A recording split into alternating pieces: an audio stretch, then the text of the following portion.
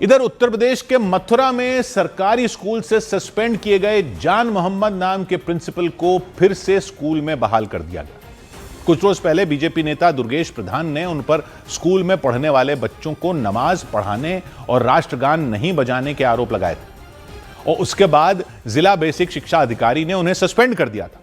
आरोपों की जांच के लिए बाकायदा एक समिति बना दी गई, लेकिन कहानी तब पलट गई जब प्रिंसिपल के समर्थन में स्कूल के टीचर उतर आए। यहां तक कि नौझील इलाके में मौजूद जिस गांव में प्राथमिक स्कूल वो मौजूद है, उस गांव के लोगों ने भी उन पर लगाए आरोपों को गलत बताया था।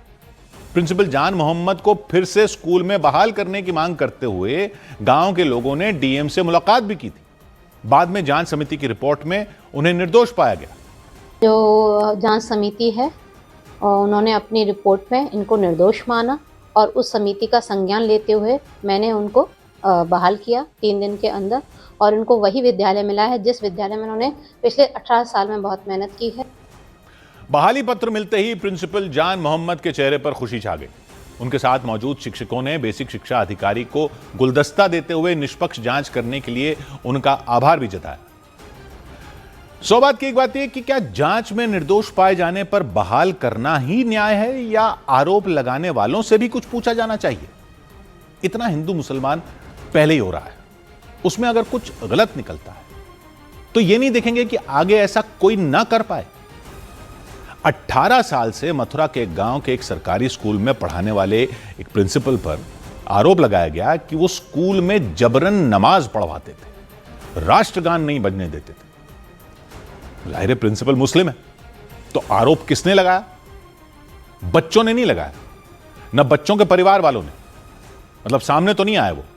एक लोकल नेता ने आरोप लगाया यह कहते हुए कि कुछ बच्चों के परिवार वाले उनके पास यह शिकायत लेकर आए थे और टीचर उस प्रिंसिपल को उन लोकल नेता के आरोप पर सस्पेंड कर दिया गया।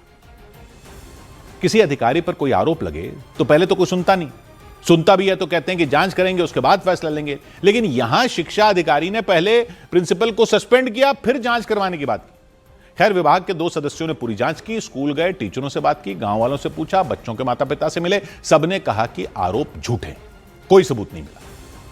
पहले ही शंका हो रही थी कि वैसे ही उत्तर प्रदेश है, यहां किसी मुस्लिम प्रिंसिपल की ऐसी जुर्रत होना ही हैरान कर रहा था। और अगर वो 18 साल से पढ़ा रहे थे तो अब तक ऐसी शिकायत क्यों नहीं आई, यह भी हैरान कर रहा था।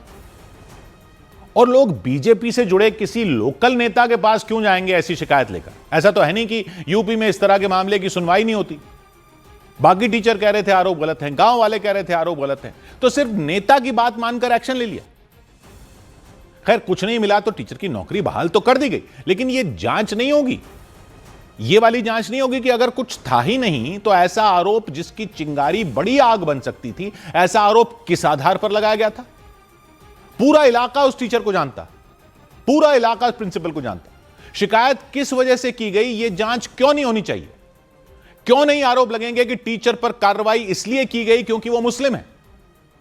अगर कोई वाकई जबरन नमाज पढ़वाने जैसा काम कर रहा है या राष्ट्रगान नहीं बजने दे रहा है तो बिल्कुल एक्शन लो, लेकिन अगर ऐसा कुछ नहीं मिला तो क्या सिर्फ किसी की खुराफात थी? ऐसी खतरनाक खुराफात की जड़ तक क्यों नहीं पहुंचना चाहिए? उस अधिकारी से क्यों नहीं पूछा जाना चाहिए कि क्या उसने सिर्फ एक नेता के कहने पर एक्शन ले लिया था? एक्शन लेने के भी तो कोई नियम होते होंगे ना। नेता के बच्चे तो वहां पढ़ नहीं रहे और वो तो खुद अपने आप को नेता बता रहे हैं। कोई जनप्रतिनिधि उस तरह से भी नहीं है, कोई विधायक है क्या, कोई मंत्री है क्या?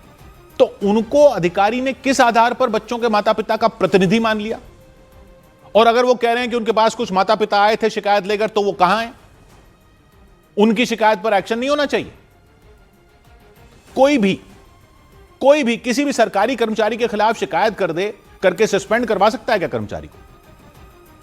अगर ऐसे बुलाने लग गए पब्लिक से शिकायत है तो कोई सरकारी अधिकारी बचेगा ही नहीं, सारे सस्पेंड कर देना और फिर जांच करना कि किस किस के खिलाफ आरोप सही है। टीचर पर ऐसे आरोप बहुत ही गंभीर मामला था, लेकिन अगर आरोप बिल्कुल बेबुनियाद थे तो यह उससे भी ज्यादा गंभीर मामला। 100 बात की एक बात।